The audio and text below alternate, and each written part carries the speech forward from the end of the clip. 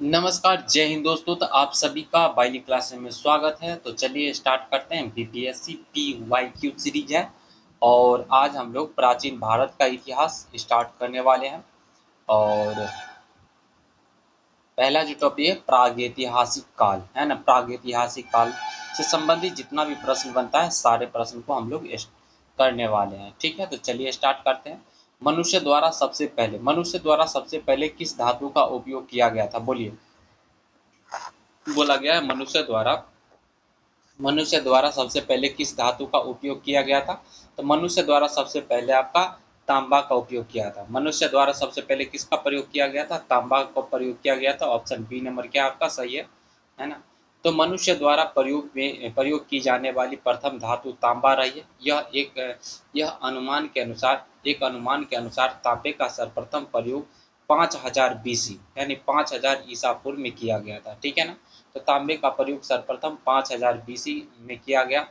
और वैश्विक स्तर पर तांबे की प्रमुख खनन केंद्र आपका कटंगा क्षेत्र जो कि जायरे में पड़ता है। अब का है कटंगा क्षेत्र जायरे में पड़ता है। तो उसके बाद है चुकी माता है ना। चुकी माता चिली में है। चुकी माता कहाँ पर है आपका? चिली में। और सैंडबरी कनाडा में। सैंडबरी कहाँ पर है? कनाडा में। और मांटोना है। मांटोना का बूटे क्षेत्र यूएसए में है। माउंट लायल और माउंट ईशा ऑस्ट्रेलिया में। माउंट लायल कहाँ पर? माउंट लायल और माउंट ईशा कहाँ पर? ऑस्ट्रेलिया में। ऐसी जगह पर किया गया था तांबे का आपका प्रयोग है ना। तांबे का क्या किया जाता था? वहां पर खनन किया जाता था। ठीक है ना। ऐसा साक्ष्य पता चला। 2 नंबर प्रश्न पर आज प्रथम मानव जीवाश्म भारत की किस नदी घाटी से प्राप्त हुआ था? प्रथम मानव जीवाश्म भारत के किस नदी घाटी से प्राप्त हुआ था?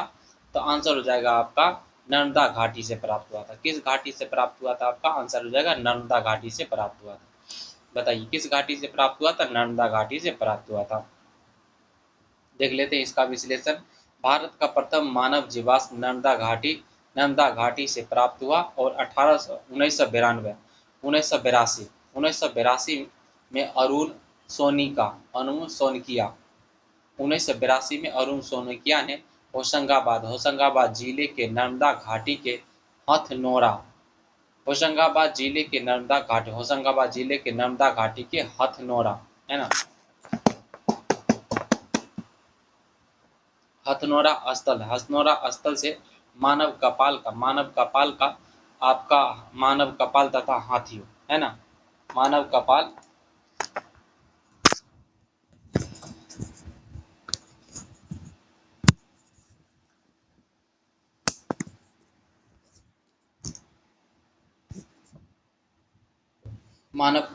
हाथियों का जीवाश्म आपका प्राप्त किया। मानव कपाल तथा किसका जीवाश्म प्राप्त किया? मानव कपाल तथा हाथियों का जीवाश्म प्राप्त किया। हथनोरा से प्राप्त जीवाश्म भारत में प्राप्त प्रथम मानव जीवाश्म था। ठीक है। अगला प्रश्न पर आ जाइए। भारत का प्राचीनतम संस्कृति कौन सी है? भारत का प्राचीनतम संस्कृति आपका पूरा पाषाणिक संस्कृति है। भारत का प्राचीनतम संस्कृति की बात करते हैं तो पूरा पाषाणिक संस्कृति है। भारत का प्राचीनतम संस्कृति क्या है? आपका पूरा पाषाणिक संस्कृति है। अगला प्रश्न पर आ जाइए। पूरा पाषाण काल आधुनिक काल से 2 पूरा पाषाण काल की बात करते हैं आधुनिक काल से 2.5 लाख ईसा पूर्व से आपका 10,000 ईसा पूर्व तक माना जाता है। पूरा पाषाण काल की बात करते हैं। पूरा पाषाण काल कब से कब माना जाता है बताइए? पूरा पाषाण काल आधुनिक युग से 2.5 लाख ईसा पूर्व 2.5 लाख ईसा पूर्व से 10,000 ईसा पूर्व तक माना जाता है। यह हैंड एक्स यहाँ पर इसका हैंड एक्स तो बोले तो कुल्हाड़ी है ना और किलीवर और स्क्रैपर आदि विशिष्ट उपकरणों पर आधारित संस्कृति थी। और मध्य पाषाण काल में पशुपालन की प्राचीनतम साक्ष्य मिले हैं। ठीक है। और मध्य पाषाण काल में पशुपालन के प्राचीनतम साक्ष्य मिले हैं। और नवपाषाण युग में मेहरगढ़ में कृषि के साक्ष्य मिले हैं। नवपाषाण युग में मेहरगढ़ में आपका कृषि के साक्ष्य मिले हैं। नवपाषाण युगीन स्थल मेहरगढ़ और बुर्जोह में। नवपाषाण युगीन जो स्थल है मेहरगढ़ और बुर्जोह में। नवपाषाण युगीन स्थल आपका मेहरगढ़ और बुर्जों में। भारत की प्राचीनतम संस्कृति पूरा पाषाणिक संस्कृति को माना जाता है। भारत की संस्कृति कैसी मानी जाती है? भारत की संस्कृति आपका पूरा पाषाणिक संस्कृति को माना जाता है। अगला 4 नंबर प्रश्न पर आ जाइए। भारत में 4 नंबर प्रश्न क्या है? भारत में विश्व विख्यात शैल चित्रकला स्थल कहाँ स्थित है? भारत में आपका विश्व विख्यात शैल चित्रकला स्थल कहाँ स्थित है? बताइए कहाँ पर स्थित है? आदमगढ़, गुप्तेश्वर, भीमबेटका और कबड़ा पहाड़। कौन सा हो जाएगा आपका? भीमबेटका हो जाएगा आंसर। कौन सा आंसर सही हो जाएगा आपका? भीमबेटका सही हो जाएगा। भीमबेटका सही हो जाएगा। इसका व्याख्या चलिए देख लेते हैं। व्याख्या, भारत में आपका विश्व विख्यात शैल चित्रकला स्थल भीमबेटका में स्थित है। यह भारत के मध्य प्रदेश के रायसेन जिले में स्थित एक पूरा पाषाणिक यह भारत के मध्य प्रदेश के रायसेन जिले में स्थित एक पूरा पाषाणिक आवासीय पुरास्थल है। पूरा पाषाणिक क्या है? आवासीय पुरास्थल है। यह आदि मानव द्वारा बनाए गए शैल चित्रों और शैलाशियों आदि मानव द्वारा बनाए गए शैल चित्रों और शैलाशियों के लिए प्रसिद्ध है। ये चित्र भारतीय उपमहाद्वीप में मानव जीवन के प्राचीनतम चिन्ह हैं। भारतीय पुरातत्व सर्वेक्षण भोपाल मंडल ने अगस्त 1990 ईस्वी में इसे राष्ट्रीय महत्व का स्थल घोषित किया। इसके बाद जुलाई 2003 में यूनेस्को ने इसे आपका विश्व धरोहर स्थल घोषित किया। 2003 में जो भीमबेटका है ना, विश्व धरोहर स्थल घोषित किया। इस स्थल की खोज 1957 से 58 ईस्वी में वी.एस. वाकनकर द्वारा किया गया था। किसके द्वारा किया गया था? वी.एस. वाकनकर के द्वारा किया गया था। 1957 से आपका 58 तक। अगला प्रश्न पर आ जाइए। प्रथम मनके का निर्माण का प्रमाण किस स्थल से प्राप्त होता है? प्रथम मनके के निर्माण का प्रमाण किस स्थल से प्राप्त होता है? तो पाटने से प्राप्त होता है। कहाँ से? आपका पाटने से हो जाएगा। ठीक है ना। प्रथम मनके के निर्माण का प्रमाण किस स्थल से प्राप्त होता है? पाटने से प्राप्त होता है। पाटने हो गया। क्या आंसर जाए? पाटने हो गया। महाराष्ट्र के पाटने या पटने?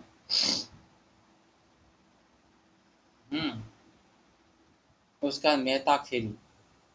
महाराष्ट्र के पाटने, मेहताखेरी। राजस्थान के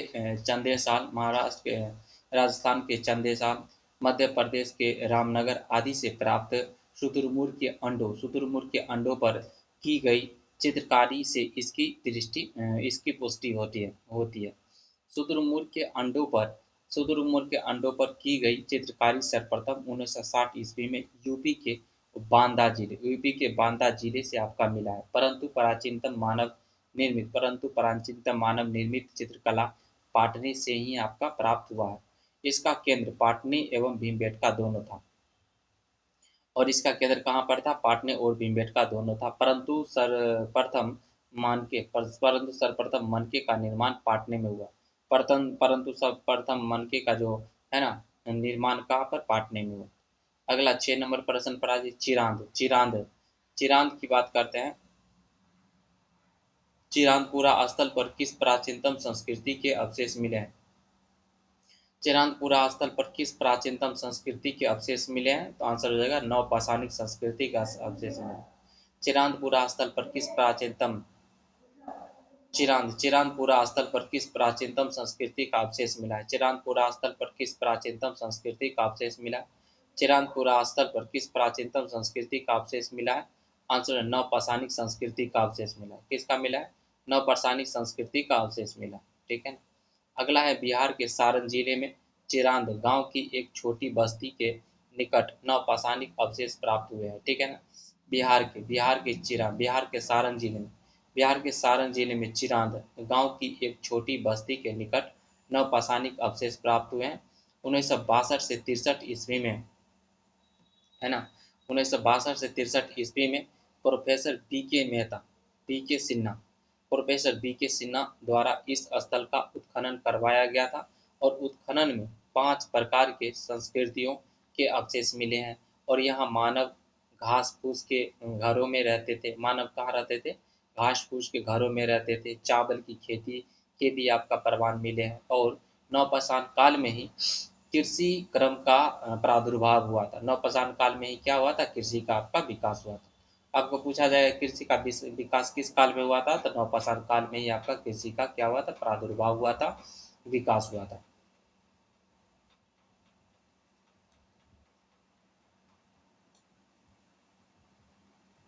अगला है किस काल में कृषि क्रम का प्रादुर्भाव हुआ था? वह कहलाता है आपका नवपाषाण काल में हुआ था। किस काल में हुआ था? नवपाषाण काल में। अगला है दमदमा। दमदमा पुरा स्थल किस प्रदेश में स्थित है? दमदमा आपका उत्तर प्रदेश में स्थित है। दमदमा पुरा स्थल किस प्रदेश में स्थित है? दमदमा आपका उत्तर प्रदेश में स्थित है।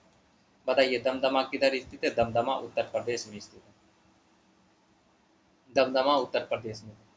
उत्तर प्रदेश के प्रतापगढ़ जिले में स्थित महदहा महदहा पुरा स्थल से तकरीबन 5 किलोमीटर उत्तर पश्चिम की ओर दमदमा है ना पट्टी तहसील पूरा स्थल है। और 1982 से 87 ईस्वी में इस 82 ईस्वी तक यहाँ उत्खनन कार्य किया गया। और जहाँ यहाँ यहाँ से ब्लेड हो गया, फलक हो गया, है ना, ब्यूरीन, दक्षिणी बोल सकते हैं, ब्यूरीन हो गया आदि बहुत से लघु पाषाण उपकरण आपका प्राप्त हुए। और यहाँ से हड्डी तथा सिंह के उपकरण एवं आभूषण भी मिले हैं। इसके साथ 41 मानव समाधान कुछ गर्त चूल्हे भी 41 मानव समाधान तो कुछ गर्त चूल्हे भी आपका प्रकाश में आया है। और विभिन्न पशुओं जैसे भेड़, बकरी, गाय, बैल, भैंस, हाथी, गेंडा, सुअर आदि के हड्डी प्राप्त हुए हैं। कुछ पक्षियों, मछलियों, कछुए आदि की हड्डियां भी मिला है। कुछ जैसे पक्षियों, मछलियों, कछुए आदि की भी क्या मिला है? यहाँ पर हड्डी मिली। अगला प्रश्न पर आ जाइए 9 नंबर। भारत में पशुपालन एवं कृषि के प्राचीनतम साक्ष्य प्राप्त हुए हैं। भारत में आपका पशुपालन और कृषि के प्राचीनतम साक्ष्य मिले हैं। कहाँ से मिला है? बताइए। अंजीरा से, दम्भ सादत से, पीली गुल मोहम्मद से, मेहरगढ़ से।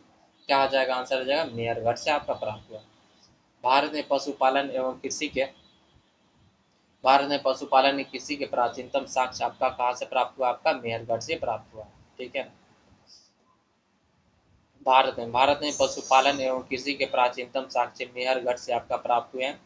वर्तमान में मेहरगढ़ आपका बलूचिस्तान के बेलन बलूचिस्तान के आपका बेलन नदी के किनारे, बेलन कहीं कहीं आपका बोलन भी होगा, बेलन नदी के किनारे स्थित है। यह नौपाषाणिक स्थल है ना। यह कहाँ है? यह क्या है? आपका नौपाषाणिक स्थल है।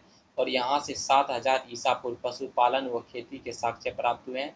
इस स्थल पर गेहूं, जौ तथा खजूर की खेती होती थी। और इस स्थल पर किसका खेती होता था? गेहूं का होता था, जौ, खजूर की खेती होती थी। तथा भेड़, बकरियां तथा मवेशी पाले जाते थे। भेड़, बकरी और क्या पाले जाते थे? भेड़, बकरी और मवेशी पाले जाते थे। कालांतर में यहाँ हड़प्पा के शहरीकरण के पूर्ववर्ती काल में मेहरगढ़ के निवासी ने एक उपनगर बसाया था। मेहरगढ़ के निवासी ने क्या बसाया था? यहाँ पर एक उपनगर बसाया।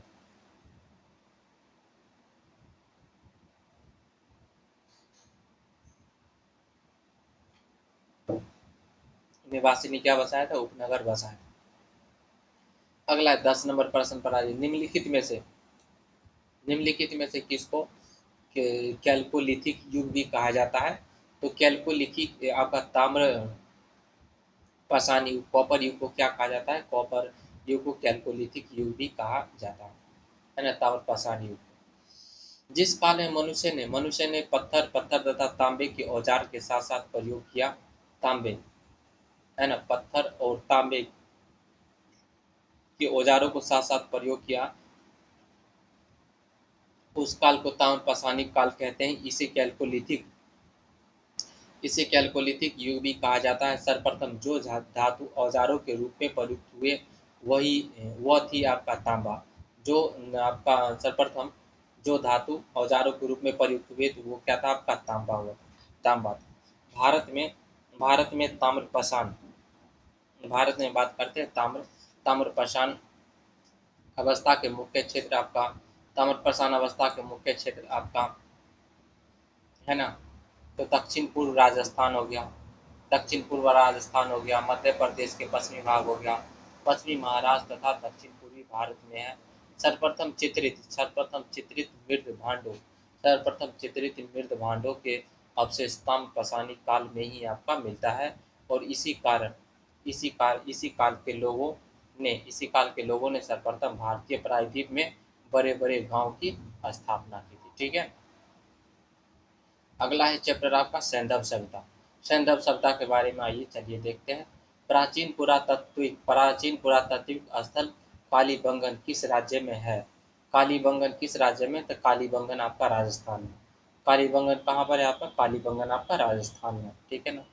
कालीबंगन प्राचीन कालीबंगन जो है प्राचीन पुरातात्विक स्थल राजस्थान के हनुमानगढ़, राजस्थान कहाँ पर आपका? राजस्थान के हनुमानगढ़ पूर्व में आपका श्री गंगानगर, पूर्व में आपका श्री गंगानगर इसका नाम था, ठीक है ना। राजस्थान के हनुमानगढ़ पूर्व में इसका नाम था आपका गंगानगर जिले में आपका स्थित। सर्वप्रथम 1951 से 52 ईस्वी में अमलानंद 1951 से 52 ईस्वी में अमलानंद घोष ने इसकी खोज किया था। 1951 से 52 ईस्वी में इसका खोज कब हुआ था? 1951 से 52 ईस्वी में अमलानंद घोष ने इसकी खोज की थी। इस स्थल के उत्खनन कार्य 1960 से 61 ईस्वी में बीबी लाल और बाल कृष्ण थापर ने प्रारंभ किया था। और यहाँ से यज्ञ वेदी है ना, यज्ञ वेदी एवं जूते हुए खेत के साक्ष्य मिले हैं। यज्ञ वेदी और जूते हुए खेत का क्या मिला? यहाँ पर आपका साक्ष्य मिला।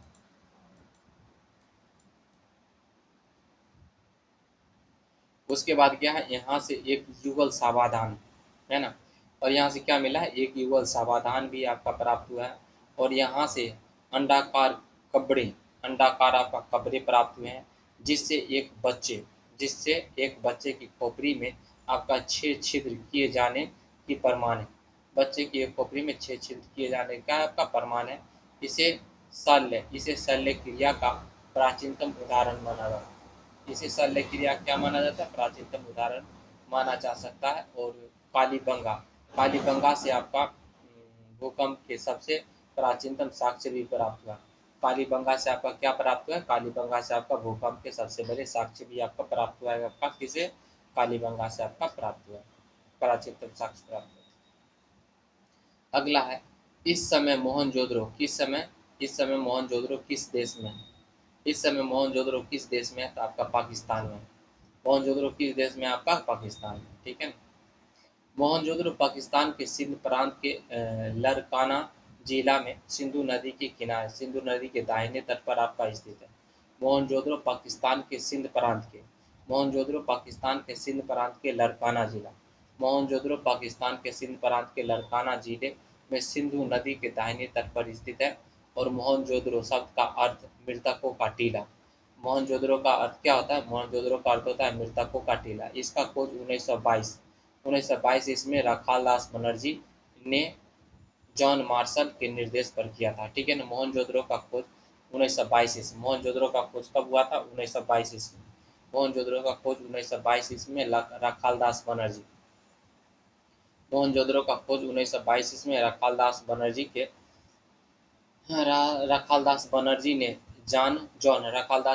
ने जॉन मार्शल के निर्देश में किया था, ठीक है ना। राखालदास बनर्जी जॉन मार्शल के निर्देश में किया था। इस स्थान को विश्व का सबसे पुराना नियोजित और उत्कृष्ट शहर होने का मान्यता प्राप्त। अगला है निम्नलिखित कथनों में से कौन से कथन आपका सही है? सही वाला को चुनिए। हड़प्पा की उत्खनन 1921 में किया गया था। देखो हड़प्पा की उत्खनन कब किया गया था? ये मोहनजोदड़ो, हाँ ठीक है ये बात। हड़प्पा की उत्खनन कब किया गया था? 1921 में किया था। वर्तमान में हड़प्पा पाकिस्तान में, ये बात भी सही है।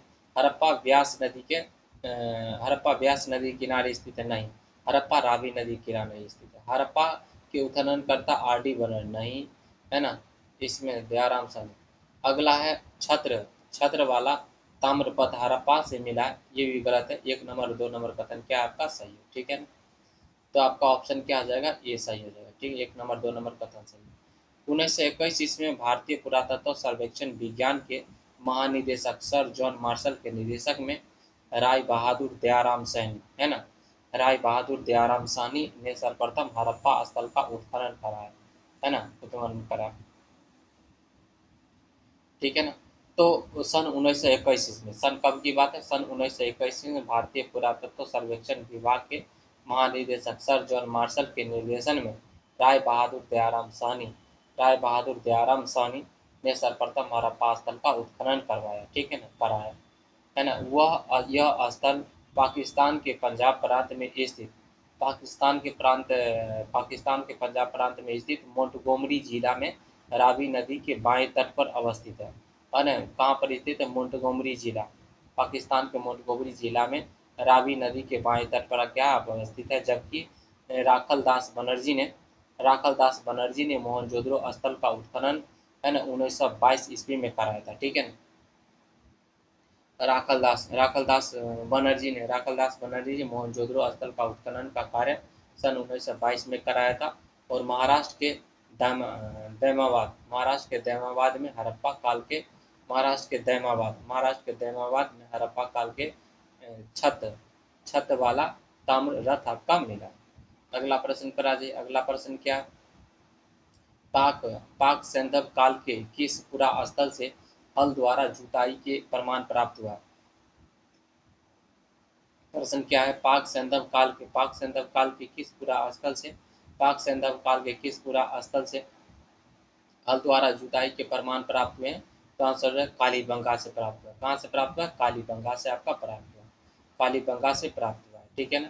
कालीबंगा राजस्थान के हनुमानगढ़ जिले में स्थित घग्गर नदी के बाएं किनारे पर स्थित एक सैंधव सभ्यता का महत्वपूर्ण स्थल है। ठीक है ना। तो कालीबंगा की बात करते हैं। तो कालीबंगा राजस्थान के हनुमानगढ़ जिले में घग्गर नदी के बाएं किनारे पर स्थित एक सैंधव सभ्यता का महत्वपूर्ण स्थल है। 1952 ईस्वी में अमलानंद 1952 ईस्वी अमलानंद घोष के निर्देशन में व्यापक पैमाने पर खुदाई की गई। यहाँ से प्राप्त पाक सैंधव काल यहाँ से आपका प्राप्त पाक सैंधव काल की सबसे महत्वपूर्ण उपलब्धि एक जुते हुए खेत की प्राप्ति है।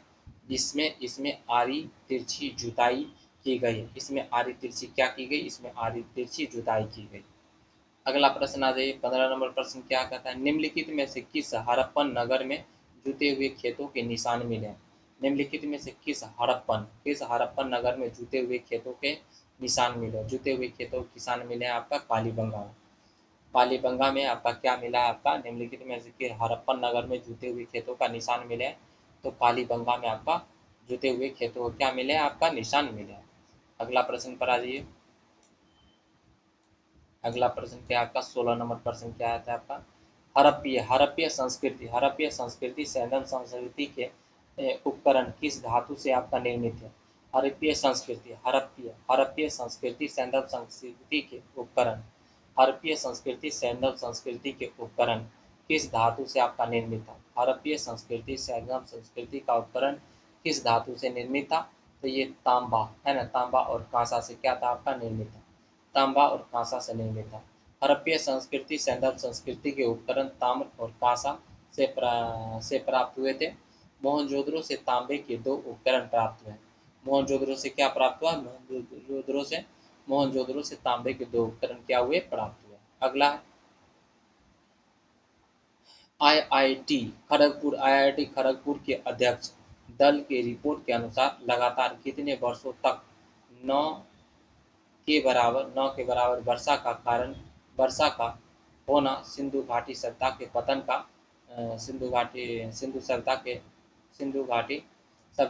का कारण था। लगभग बोला जाता है 900 वर्ष तक क्या हुआ था यहाँ पर, इस एरिया में आपका वर्षा ही नहीं हुआ था। ठीक है ना। लगभग कितना वर्ष, 900 वर्ष, समझिए। आईआईटी खड़गपुर वैज्ञानिकों आईआईटी खड़गपुर के वैज्ञानिकों ने लगभग 4350 साल 4350 साल पुराने सिंधु घाटी सभ्यता के खत्म होने के वजह बने सूखे अवधि का पता लगा। ठीक है ना, वैज्ञानिकों ने उस थ्योरी को भी आपका गलत साबित कर दिया जिसमें सूखे के 200 साल में खत्म हो जाने की बात कही गई थी, है ना। और आईआईटी खड़गपुर के भूगर्भ शास्त्र और भौगोलिक विभाग के शोधकर्ताओं ने पिछले लगभग 5000 साल के दौरान मानसून के पैटर्न का अध्ययन किया और पाया कि लगभग 900 साल तक उत्तर पश्चिम हिमालय में बारिश न के बराबर हुई। इस कारण सिंधु और इसकी सहायक नदियां जो बारिश से आपका साल भर आपका भरी रहती थी, सिंधु हो गया और इसकी सहायक नदियां जो बारिश से साल भर क्या भरी रहती थी, सूख गई। और इन नदियों के किनारे रहने वाले सिंधु सभ्यता के निवासी नदियों में पानी खत्म होने से पूर्व और दक्षिण की ओर गंगा यमुना घाटी की ओर चले गए, जहां बारिश बेहतर होती थी। ठीक है ना। अगला चलिए 18 नंबर प्रश्न पर आइए। सिंधु घाटी सभ्यता का सबसे महत्वपूर्ण विशेषता क्या है? विशेषता है पकी ईंट की बनी इमारत। सिंधु घाटी सभ्यता में जो लोग मकान बनाए हुए थे, कैसा था आपका? पकी ईंट की बनी इमारत। पकी ईंट का क्या था? पकी ईंट की बनी क्या था इसमें? इमारत। ठीक है। अगला है सिंधु घाटी सभ्यता। सिंधु घाटी सभ्यता भारतीय संस्कृति के ऐतिहासिक विरासत का प्रारंभिक बिंदु है। इस सभ्यता को प्रथम नगरीय क्रांति भी कहा जाता है। क्योंकि भारत में पहली बार नगरों का उदय इसी सभ्यता के समय हुआ था। सिंधु सभ्यता सिंधु सभ्यता के नगर सिंधु सभ्यता के नगर आपका जाल की तरह व्यवस्थित होते थे और सड़कें, है ना, एक दूसरे को प्रायः समकोण 90 डिग्री पर काटती थी। सामान्यतः भवन निर्माण में पकी हुई ईंटों का प्रयोग किया जाता था। यद्यपि सिंधु सभ्यता के किसी भी पुरा स्थल से मंदिर का साक्ष्य नहीं मिला। सिंधु घाटी सभ्यता से कहीं भी आपका मंदिर का आपका साक्ष्य नहीं मिला है, परंतु सूर्य पूजा, अग्नि पूजा, मातृदेवी की उपासना का साक्ष्य अवश्य प्राप्त हुआ है। और सिंधु सभ्यता से प्राप्त मोहरे, मनके और मृदभांड व लघु कलाएं इनकी क्या है? सौंदर्य बोध को आपका इंगित करता है। अगला है सिंधु घाटी की प्रकृति कैसी थी? सिंधु घाटी सभ्यता की प्रकृति कैसी थी? सिंधु घाटी की प्रकृति आपका कैसी थी? नगरीय थी। कैसी थी? नगरीय थी।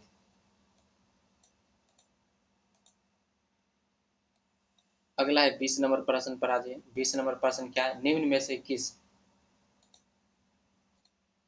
20 नंबर प्रश्न के निम्न में से किस हड़प्पा कालीन स्थल से हल का हल का टेराकोटा प्राप्त हुआ?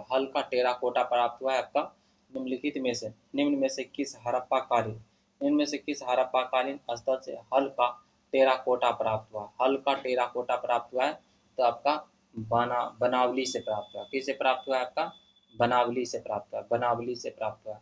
निम्न में से किस हड़प्पा-कालीन स्थल से हल का टेराकोटा प्राप्त हुआ है? बनावली से प्राप्त हुआ है। ठीक है ना, बनावली। अगला देखते हैं इसका विश्लेषण। बनावली हरियाणा के हिसार जिले में स्थित एक पुरास्थल की खोज। बनावली हरियाणा के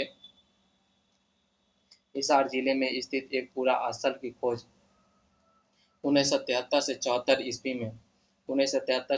ईस्वी में आपका आर.एस. बिष्ट ने की थी। किसने किया था? आर.एस. बिष्ट ने किया था।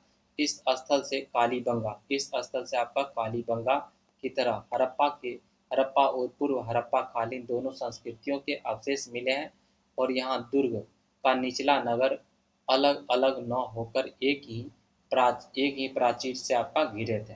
और यहाँ से मिट्टी के बर्तन, गोलियां, मनके, तांबे के वानाग, हल की आकृति का खिलौना आदि यहाँ से क्या हुआ? प्राप्त हुआ।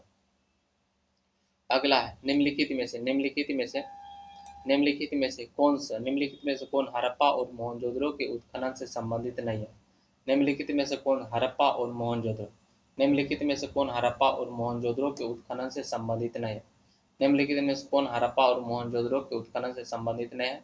आर डी बनर्जी हो जाएगा, और के एन दीक्षित और M S Vats, B A Smith. आपका बी ए स्मिथ संबंधित नहीं है, ठीक है ना। हड़प्पा और मोहनजोदड़ो के उत्खनन से संबंधित नहीं है, आपका वी ए स्मिथ नहीं है, ठीक है ना। आर डी बनर्जी है, और के एन दीक्षित है, और एम एस वत्स है, वी एन स्मिथ है, ठीक है।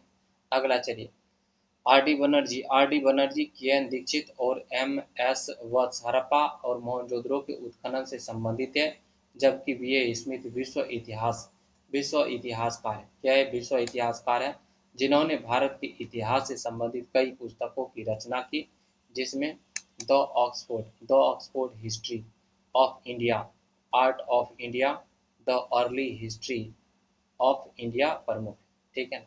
अगला 22 नंबर प्रश्न पर आ जाए। निम्नलिखित में से कौन सा एक हड़प्पा का बंदरगाह? निम्नलिखित में से कौन सा एक आपका हड़प्पा का बंदरगाह है आपका लोथल। हड़प्पा का जो डॉकयार्ड कौन था आपका? लोथल था। निम्नलिखित में से कौन सा एक हड़प्पा का बंदरगाह है? कौन हो जाएगा आंसर? हो जाएगा लोथल हो जाएगा। निम्नलिखित में कौन सा एक हड़प्पा का बंदरगाह है? आंसर हो जाएगा आपका लोथल हो जाएगा, ठीक है। चलिए,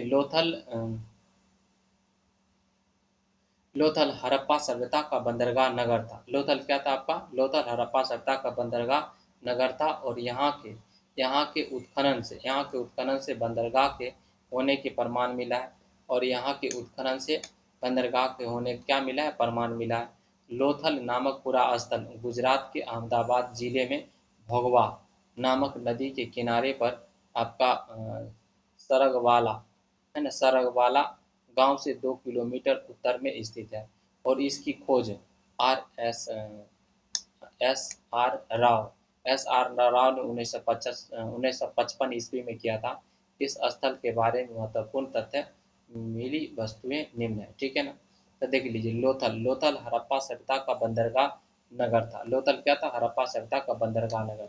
लोथल सभ्यता लोथल हड़प्पा सभ्यता का लोथल हड़प्पा सभ्यता का बंदरगाह स्थल था, और यहाँ के उत्खनन से बंदरगाह के होने के प्रमाण मिले हैं।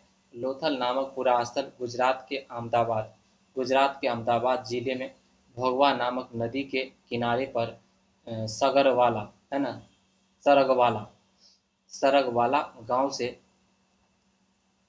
2 किलोमीटर उत्तर में स्थित है, और इसकी खोज एस आर राव ने 1955 ईस्वी में किया था। एस आर राव ने कब किया था? 1955 ईस्वी में किया था। इस स्थल के बारे में महत्वपूर्ण तथ्य तथ्य तथा मिली वस्तुएं निम्न है। देखिए, नाव के आकार के 2 मोहरें तथा बंदरगाह नाव के आकार के 2 मोहरें तथा बंदरगाह मिला है। लकड़ी का अन्नागार मिला है, जो लोग उसमें अन्न रखते थे।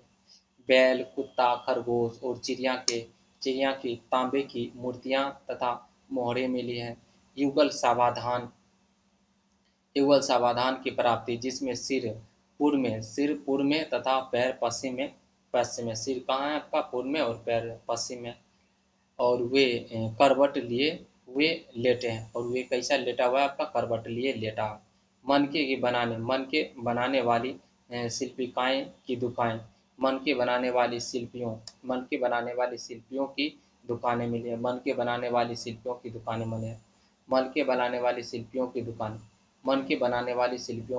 मिली हैं, है ना।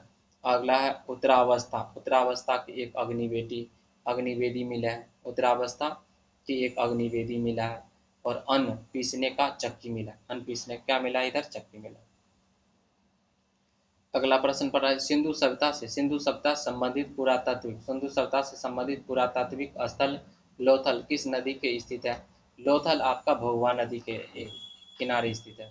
सिंधु सभ्यता से संबंधित पुरातात्विक स्थल सिंधु सभ्यता से संबंधित पुरातात्विक स्थल लोथल किस नदी के निकट स्थित है? सिंधु सभ्यता से संबंधित पुरातात्विक